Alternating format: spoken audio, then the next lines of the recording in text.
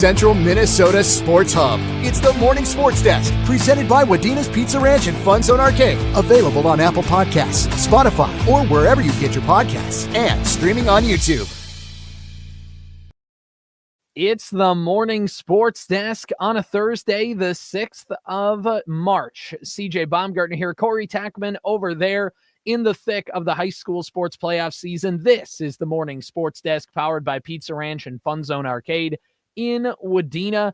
Corey, we did not have a show yesterday, but we do need to recap some games that happened on Tuesday night. You went up to Memorial Auditorium in Moorhead, and you saw just a really excellent basketball game from what it sounds.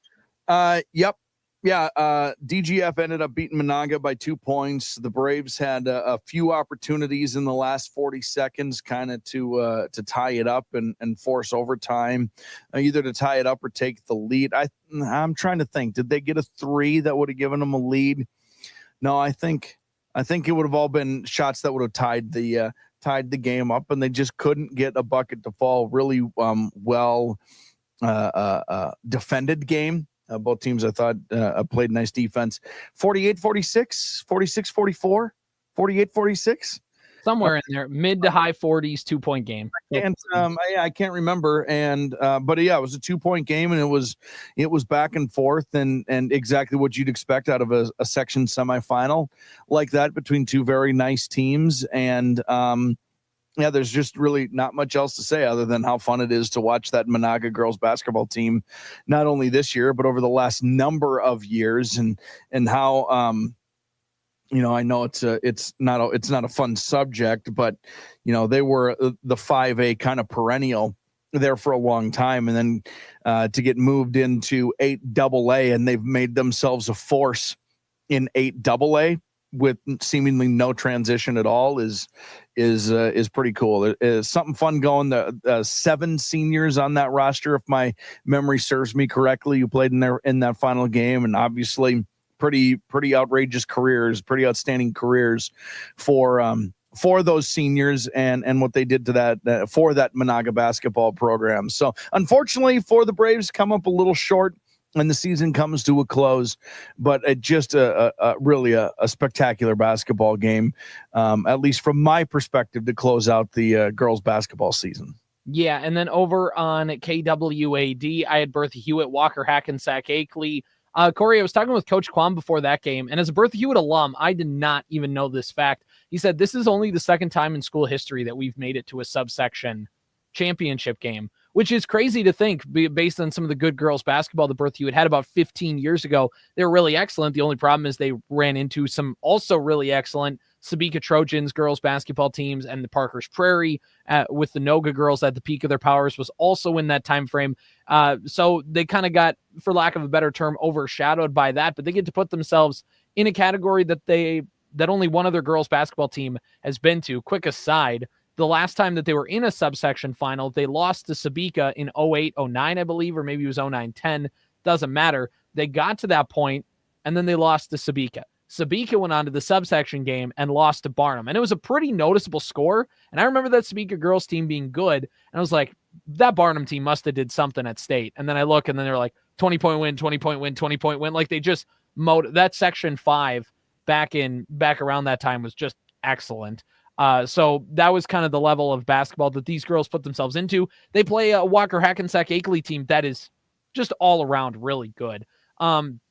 They got scorers everywhere. Obviously, Aubrey Morrison gets a lot of the talk, being the Miss Basketball finalist, 2,500 point scorer, all that stuff. But her sister, the other Morrison, she can do a lot of really, really nice things. Avery's her name, I believe, if I'm missing that. But yeah, Aubrey and Avery do really well. Britta Rand scored a lot of points.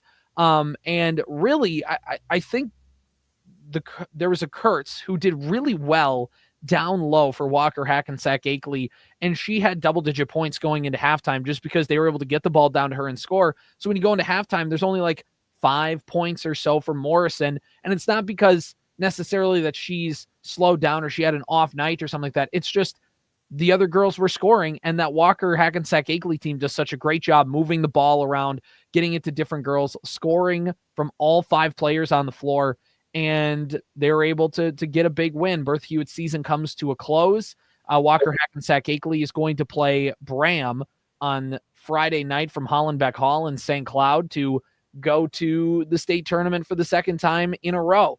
That's just a really nice team, Corey. And for lack of a better term, it looked effortless because there was a point where Bertha Hewitt got it within 8 points in the second half. And like the Bertha Hewitt side was like, okay, the run is on. We're going to make this a game again. Like we're going to get, like we got it within 8. Timeout on the floor by Walker Hackensack Akeley. And they just, again, to use a modern term, they just locked in and they went on a ballistic run and ended up winning by 30 plus. They were just the team that's like, okay, time to take it to that next gear. And they could do it. It looked effortless for them a little bit out there, which is not to say that they were acting like it was effortless, but they were just so good that it was effortless. You know what I mean? Yes. Yes, I do. I've seen them. They're awesome. They're the defending section champions, and they're trying to go to a state tournament, and they have a Miss Basketball finalist and a 2,500 point scorer on their team. Yeah, they're nice. Oh, that makes perfect sense to me. They only lost 4 times this year, Corey. They all were to teams with a QRF of 100 or higher. That's the sign of a legit team. Mm-hmm. And that's a year where they talked about they wanted to get a hard schedule. They wanted to work on stuff. Like they wanted to They knew what this season was about. They set themselves up accordingly, and they still crushed it out of the park. So they have a chance to go back to the state tournament. Congratulations to Bertha Hewitt there. All right. We got a couple games to talk about tonight on our airwaves for boys basketball as we turn to the section boys basketball tournament. Our girls coverage is over for the winter season. Congratulations to all the area teams. Fun year on that side of things again. And now we shift our wholehearted attention to boys basketball. Staples Motley played on Tuesday night. They got a win. They play on Saturday. I believe Pillager played Proctor. I can't remember the score off the top of my head who won between those teams. But either way, outside of 7AA, we got 8AA and 5A boys basketball on the airwaves tonight. Corey, what do you got on the Superstation? Yeah, I've got a 4-5 matchup. Pine River-Backus Tigers will host the Verndale Pirates. I have the Pirates information in front of me first, so we'll start with Verndale. They're the 5 seed in this subsection, 13-13 overall, the QRF rating of 57.5. Pine River-Backus comes in as the 4 seed, obviously, 14-12 overall, a 64.8 QRF rating. These two teams actually did play once during the regular season. It was in the holiday tournament in Pillager. Pine River-Backus won that game by a score of 82-68.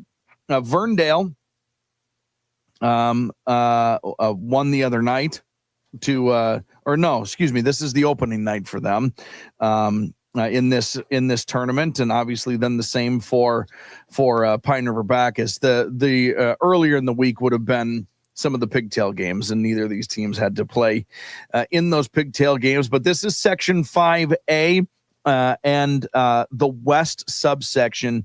Nevis is the top seed in that one. Nevis will take on Long Prairie Gray Eagle, who did win their what's the word I just used? Pigtail, beating LaPorte. And then, as mentioned, Pine River-Backus hosting Verndale. Staying on the west side, the 2 seed is Browerville Eagle Valley. They host Sabika tonight.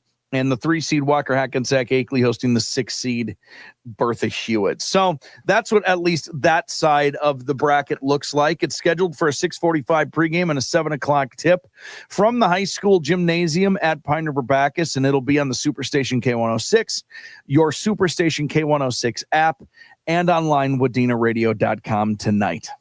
On 101.7 FM and AM920 KWAD, also online at WDenaRadio.com/KWAD. We have Section 8AA boys basketball tournament playoffs. Now, Corey, this was seeded a little differently in 8AA. They had to do a coach's vote, so it did not go to QRF this year. There were some forfeits, some other things that they had to move around, where basically the QRF would have been a little deceiving in terms of who matched up the best schedule-wise and things like that. Well, so let's take the quick aside here to mention why. There was some, news came down from the Minnesota State High School League that Breckenridge was going to have to forfeit some of those games. We don't need to dive into the details. Mostly from Siege and I would be, just speculation and rumor mill stuff, and that's not anything we need to dive too deep into, but there was a player who was not eligible on those Breckenridge rosters, and it actually even went back, I believe, to football, correct, CJ? So because of that instance and that rain down from the Minnesota State High School League, it changed the seating format where they would typically use the QRF.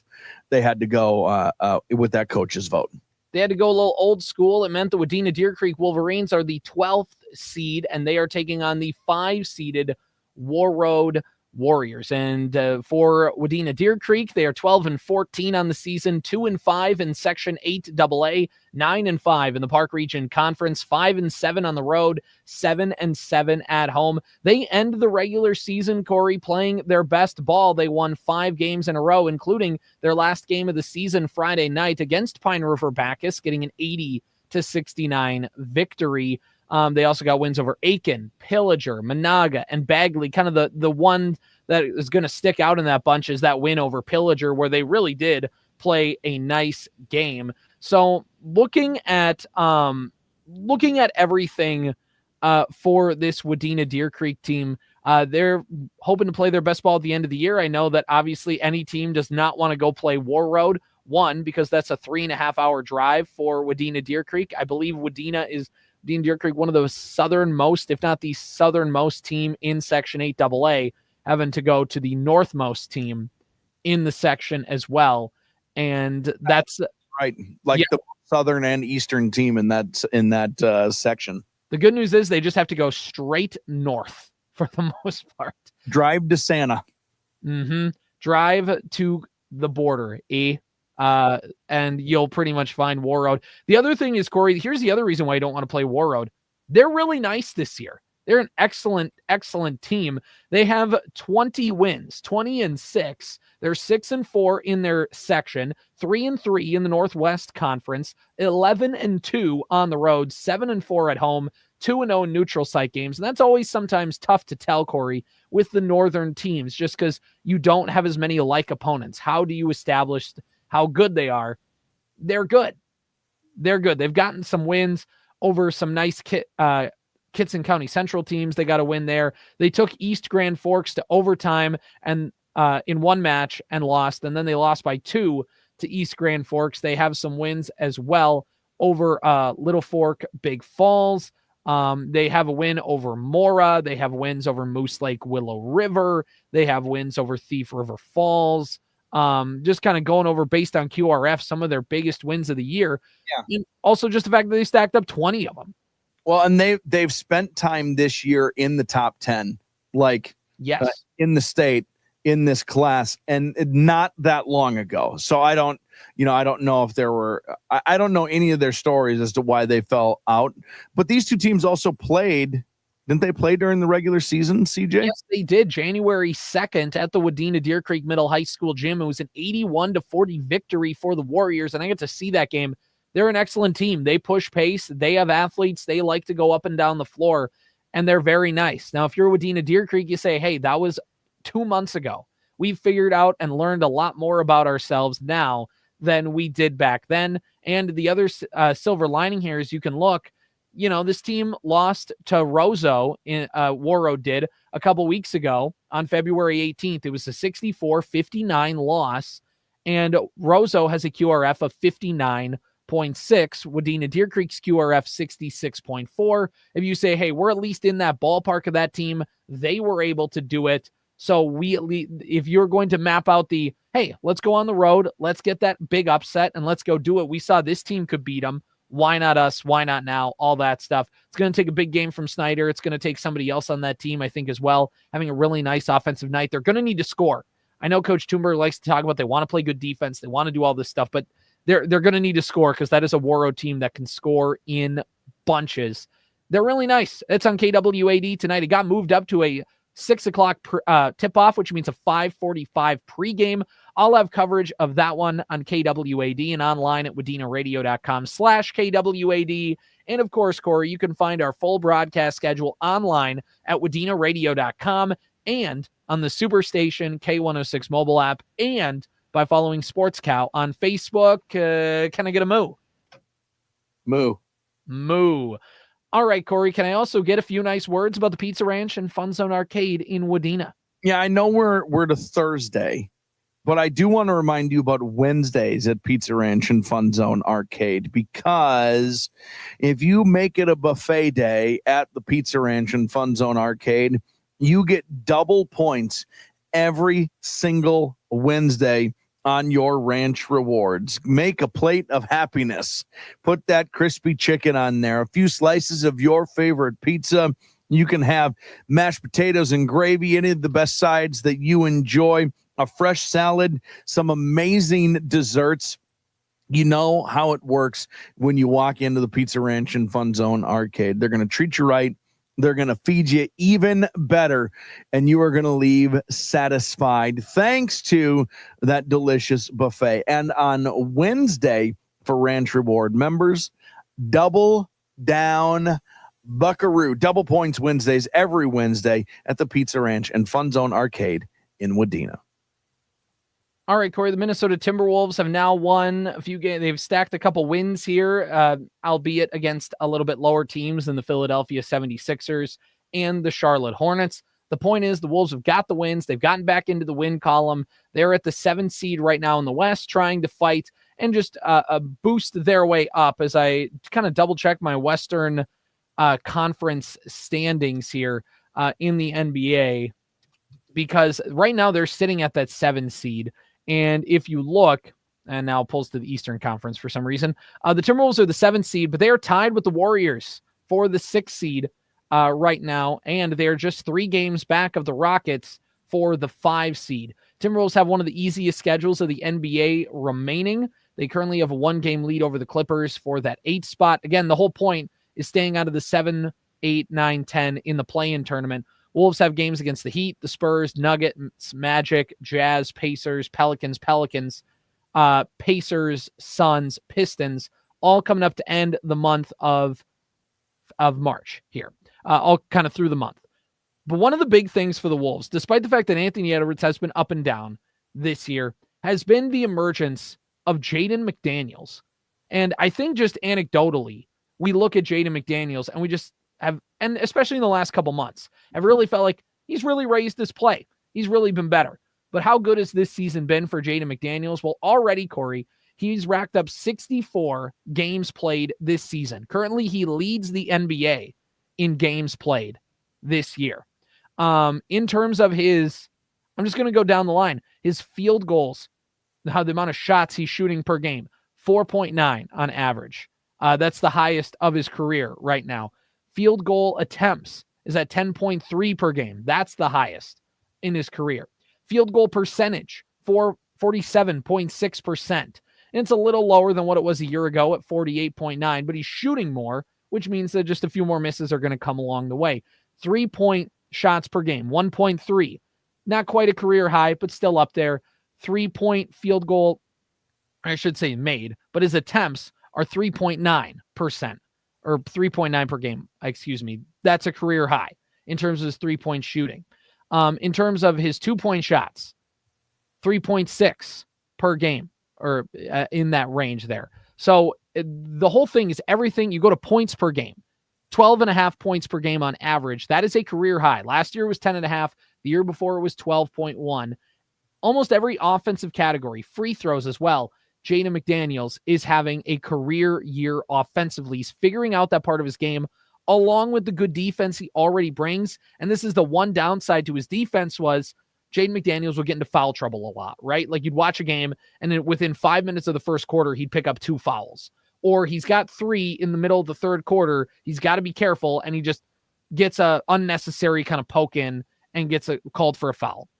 Well, this year, right now, if you look at the amount of personal fouls he's been called, it's 2.9 per game, which his career best was 2.7 his rookie year. But since he's become a legitimate full-time starting player in a non-COVID season, this is a career best for him. He's found a way to not get himself in foul trouble early. He's found a way to upgrade the offensive game. He's not the perfect player. He's not become his full form. And I'm not trying to say that he'll always be this player for all an event of time.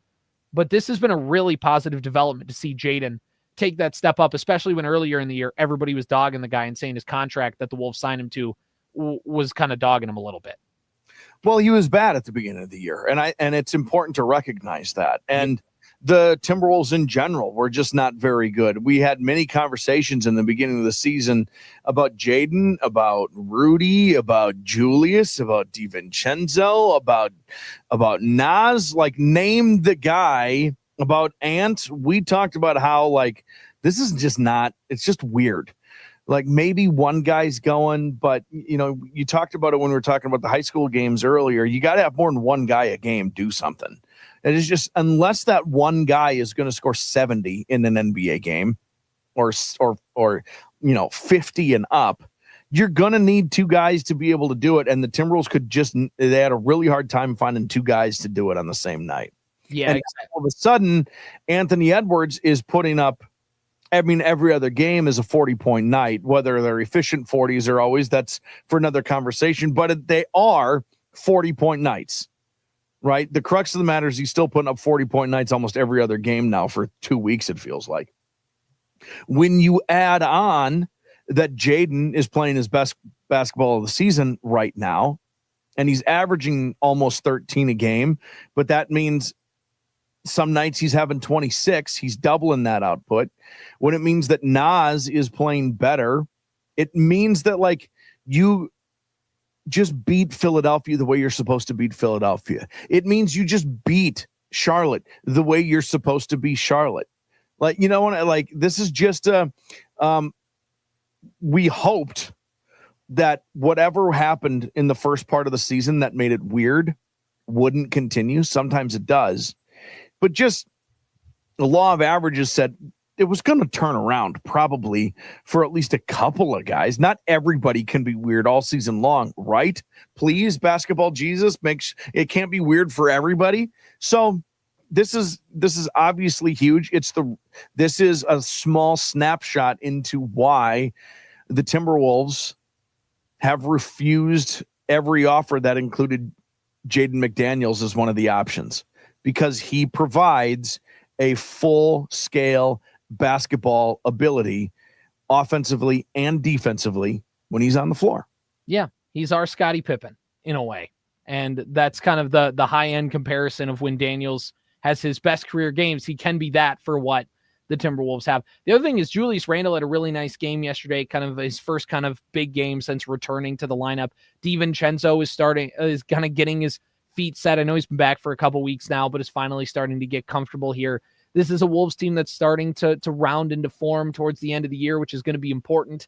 Again, avoid the play-in, and they have a really nice chance to make some noise in the Western Conference. If they have to expend a bunch of energy to get out of the play-in and then to get into and then to have to beat one of the top two seeds, it just makes your path significantly harder.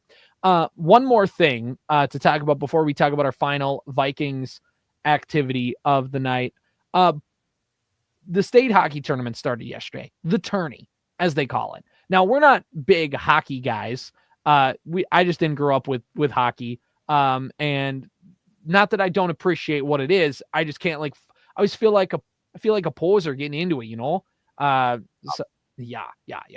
So, but I do love the tourney for all of the fanfare it provides, including, Corey, what might be one of my favorite pictures, not of any of the hockey players on the ice and their big heads of lettuce.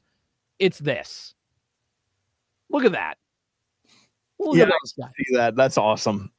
They understood the assignment.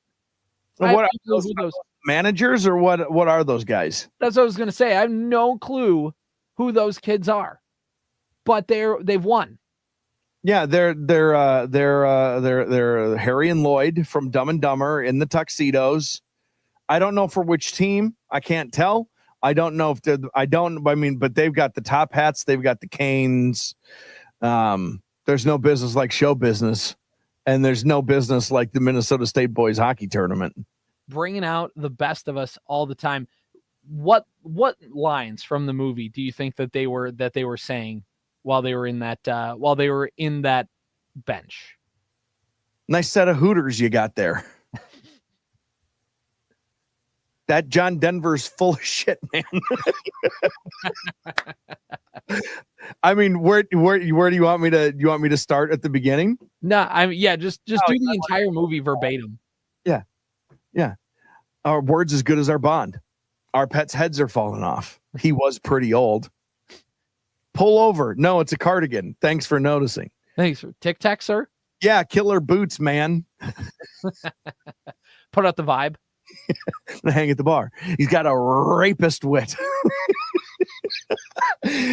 Yeah, all of them. I think they're. I hope they were quoting all of them.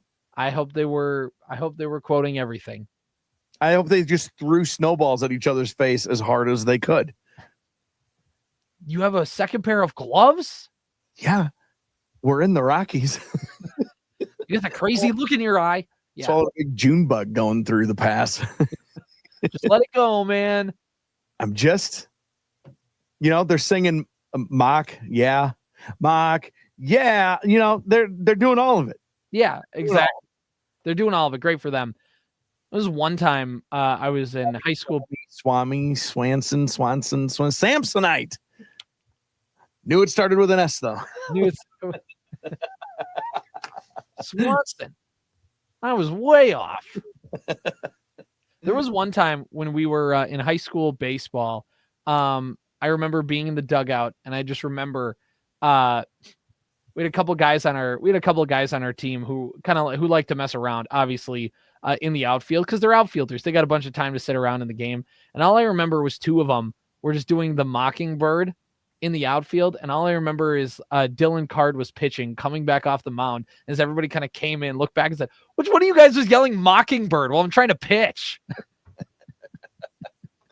It's my favorite movie of all time. That probably will not come as a surprise. That's my favorite movie of all time. Yeah, that's a good one. It's a pretty darn good one. Let's wrap up the show by talking about the Minnesota Vikings. They did not franchise tag Sam Darnold in what at the beginning felt like a no-brainer to tag and trade him. And then as things kind of kept going and going and going, you realize that a lot of teams were like, it's not a game of chicken you wanted to play, of paying a guy $40 million all on this year's cap for a guy, again, that you still believe JJ McCarthy is the franchise quarterback. If you didn't draft JJ McCarthy and there's no top 10 rookie quarterback kind of waiting in the wings, they just extend Sam Darnold. Like, they franchise tag him with the intent to sign him to an extension, just to basically let everybody know hands off. But with that being said, you don't want to hold the bag and have other teams go, you know what, fine, you have him. We don't need to trade him for you. We'll go sign somebody else. And then you're stuck holding the bag, or you're worth doing all of that hassle to get like a 6th round pick. The Vikings will likely get a comp pick for losing Darnold, but that won't come until 2026. And this is a team that only has like 3 or 4 draft picks for this entire draft.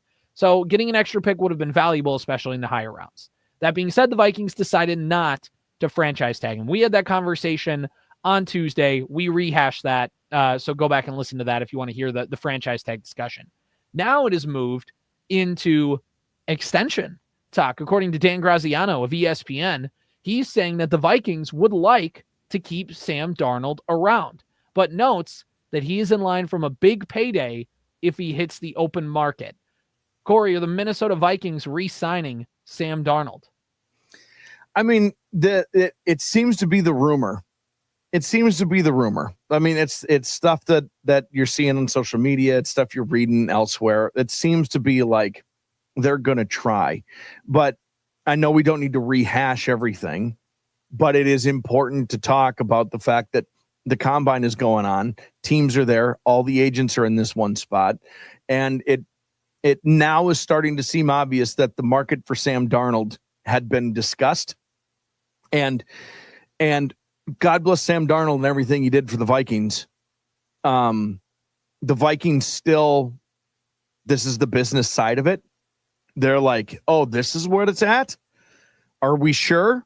Okay, then we're not going to franchise tag him, because if we'll happily sign him to a 3-year deal if it's going to be half as much money.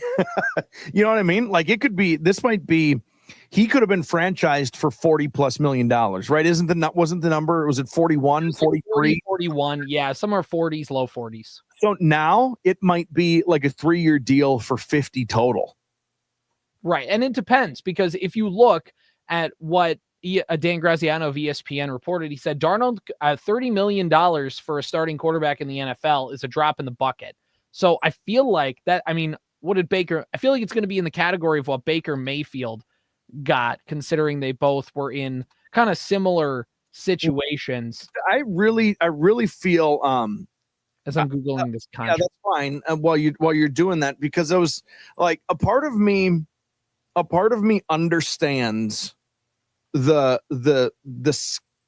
what's the word? Like teams being frightened about Sam Darnold. I really do think the last 2 games of the season for the Vikings really frightened people and other teams and whatever, including the Vikings, and Vikings fans and everybody kind of involved in general. That was not an ideal last 8 quarters of the season for Sam Darnold. And I think it reminded too many people very heavy-handedly what the beginning of his career was like. We all knew it was there. We all knew it was a part of it, but the previous 16 games were just so damn good. I'm surprised. I am not surprised that teams are using the last 2 games as evidence that, we are who he is, who we thought he was, kind of a story, but he was so good for 99% of the season that I don't know. I'm just surprised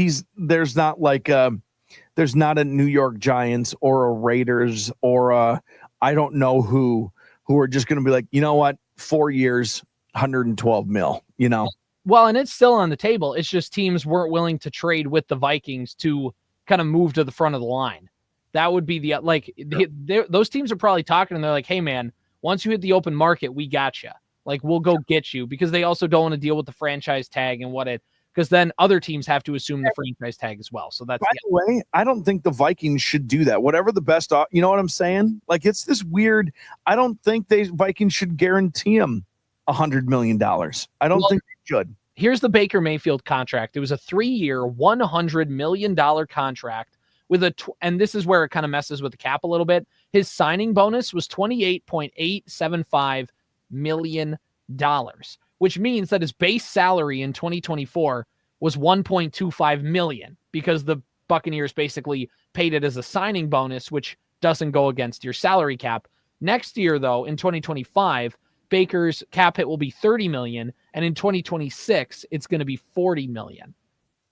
So if you're the Vikings, though, the reason you would sign him to a 3-year contract, because people go, well, why wouldn't you just do the franchise tag in 1 year and then it's done? The reason you would do a 3-year deal is, one, if you're Sam Darnold, it gives you financial flexibility. You have a contract, you have guaranteed money for the next 3 years. But for the Vikings, what it gives you is ability to move the salary space around. You can move if the Wilfs want to, and as evidence in their franchise history, they're willing to. You could pay a lot of money in the signing bonus up front, and then it doesn't account against your cap this year. You can still sign all the free agents you want. The cap hits down the road. Well, you're going to trade him next offseason anyways, where you theoretically can get better value because you're not paying him off the franchise. You're not trading him off the franchise tag. So you can still try to trade Sam Darnold again next year, and then you get him in your building for 1 more year. And it doesn't necessarily mean that he's locked in to be your starter. But if you're Sam Darnold, and we've had this conversation before too, you might just want to go sign somewhere, like go to the Raiders, go to the Giants, go to wherever, where you are the guy. And there's no rookie quarterback or top 10 draft pick quarterback right behind you ready to take your job. And he believes, presumably, I don't know the guy. We haven't talked. He thinks he's the guy. He should think he's the guy. One of the reasons he went to San Francisco was because he felt in his heart that I still belong here, and this is a really smart reset for me. Take a sabbatical. This is a really smart reset for me. I get to go here, and then lo and behold, the reset worked with the Vikings a year after that. There's no reason for this guy, who was he the number 1 pick? Was he the number 3? Baker was number 1. He went 3. Baker 1, Saquon 2. That's right. Darnold 3. So he thinks he's the guy. He should think he's the guy. it's a mini Kirk Cousins situation for the Vikings again. Like whatever. I think you can offer Darnold fair money. I think you can be fair to him. Somebody will overpay him, and if you're the Vikings, you should let him. I was going to say, this is exactly a Kirk Cousins situation because there's rumors the Vikings want him back. What were the rumors all year 12 months ago? Or all the rumors? Well, Kirk's set to hit the market, and there are teams that'll pay him, but the Vikings do want him back. He's offered him fair money. Right. And the Vikings will offer Darnold a fair contract. But what we've learned with Kwesi is he's got a number, and he's not like, this is the numbers guy. This is the portfolio investment banker, Wall Street part of Kwesi's identity. This is my number. And if I feel like that's overvaluing, we are not comfortable paying that price. We have a rookie quarterback in the wings. We have another option. We don't need to overpay for this guy. And that's what they did with Kirk Cousins. Sam Darnold's a little different because he's not coming off an Achilles tear. He's coming off a 14-win season. But right. Still, but you now have an actual rookie quarterback where a year ago the Vikings didn't have a young quarterback on the roster. And Kirk Cousins is an interesting example in all of this too, because he is the telltale example of chasing the bag. And there's something to be said sometimes about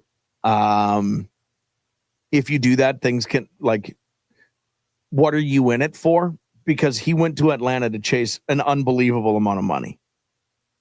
And then Atlanta, right behind it, drafted a quarterback and started him like before the season was even over, and have declared Kirk Cousins the backup going into the 25 season. This has turned into an absolute mess for Kirk Cousins. So he is also the giant red flag story for Sam Darnold here, that just because you go get your bag, all it means is you get money. Yeah, you got the money. And it's not about the money. It's what the money represents, as Kirk very eloquently laid out. You know what? He's right. It's what the money represents. All that money and then still drafted a rookie quarterback. But by the way, what the money represents is, I mean, that's important. Mm-hmm. That's an important thing. I think that's real in everybody's job. So I get it.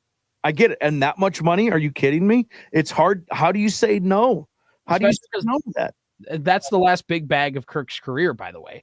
Like, he knew this was his last crack at legitimate free agency.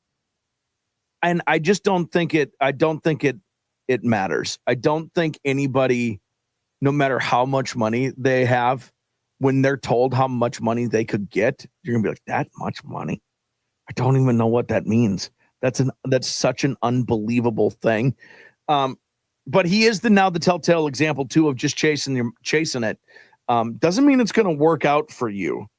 I wonder if the Vikings, by the way, like in their negotiations with Darnold's agent, went, hey, just, remember, Kirk thought he could do just fine away from us.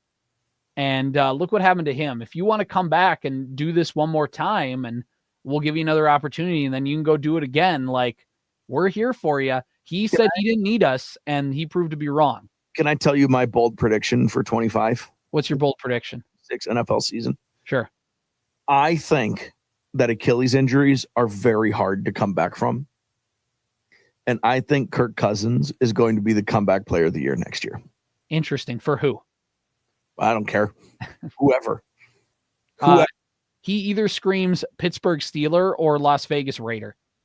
Or Penix gets hurt in a week and he's, you know what I'm saying? Like, right. That's also true. I think he is. I think, I'm not like a disciple of Kirk Cousins. I think you know that about me. I think I've been pretty adamant about that. It's been put out there on this program, yes. He's better than whatever that was. And I just can't help but think that injury is a bugger, because turns out it is. Right. And yeah, it was, and the expectations and it was everything about it was new, and he had a leg and a half. Mm-hmm. That's all. If he plays, he's going to play for someone next year, and he's going to be a regular Kirk Cousins, comeback player of the year, Kirk Cousins. Interesting. Fascinating. Do we do bets around here? Probably like a milkshake bet. Get my bookie Zeke on the horn so we can put that one in somewhere. He's listening and writing this down as we speak. Yeah, I don't know. I guess this is just the final thing, and then we'll wrap up for the day. Yes or no, Sam Darnold signs an extension with the Vikings. We're not specifying how long, how much, just yes or no. My gut feeling still says no, he hits the open market. I felt yesterday or 2 days ago or yesterday, whenever it was that we talked about this last, that it was going to be a no. And then the Raiders signed, what's his face? Max Crosby to a big extension, the defensive end, yeah. And now it makes it seem less likely that he's a Raider, but there's still some teams out there who I think would appreciate his services. I think I agree with you. The answer is no, he will not be a Viking, but it's more likely today than it was 2 days ago. Yeah, I think so. And it's not that the Vikings don't want him to come back, and I'm sure it's not that Darnold doesn't not want to come back, but if a team's going to offer you just stupid money and an unquestioned starting quarterback job, you just have to take it. Like it's just what you have to do. Yep. And because there's no guarantee, by the way, if Darnold comes back, let's say McCarthy's killing it in training camp and the Vikings start slow and they start 1-3, you're benched. And then who knows if that same starting quarterback contract is out there for you next year. You kind of, like we talk about windows with teams, there's windows with players too. It's the exact same reason why Trey Lance is the cautionary tale about declaring for the NFL draft too early, but also his value is never going to be higher. He cashed out at his high point and got himself a top 3 contract for a draft pick. He's not going to get a second one, and maybe he gets one if he goes to college another couple years, but there's no guarantee he would have been a first-round pick if he would have stayed at college a couple more years. I think it's also important to remember in all of this that the Vikings are not tanking. That's not what they're doing. That's not their intention. Never has been under the Wills. They are okay with being bad. They're going to be okay in 2025, just like they were in 2024 of being bottom of the division. There's levels to this for them. They don't want it. But like if JJ starts the season 0-4, they're not going to be like, let's put in Darnold to try to win games, because it's going to be about developing JJ. They're going to be okay with putting pieces in place for 2026. If they just so happen to win in 2025 like they did in 2024, then praise be. Well, and that's the thing too, especially with KOC getting a 5-year contract extension. The Vikings like to give extensions, at least under Zimmer, in 3 years. They would we'll give you an extension, but it's not unlimited job security. A 5-year coach contract. Now, obviously, things can change in the NFL very quickly. But generally speaking, if you feel like you have a good head coach, you don't let them walk out the door. It's the reason why Shanahan will never leave San Francisco. It's the reason why Tomlin will always be in Pittsburgh. It's the reason why Harbaugh will always be in Baltimore. Things like that. If you have a good head coach, you stick with them through the down times because you trust that what is behind door number 2 is not going to be as good as door number 1. And if you're KOC, you have that job security of basically going, like, I can afford to let JJ work his way through some things because I'm not coaching for my job. They have a plan. Yeah. And you have to execute the plan, even if some of that plan means it's going to be a bit bumpy for a while. Exactly. All right, that's going to do it. Morning Sports Desk on a Thursday, the 6th of March, powered by Pizza Ranch and FunZone Arcade. See you. Powered by Wadena's Pizza Ranch and FunZone Arcade. Follow the Morning Sports Desk on Apple Podcasts, Spotify, or wherever you get your podcasts. And watch every show on YouTube.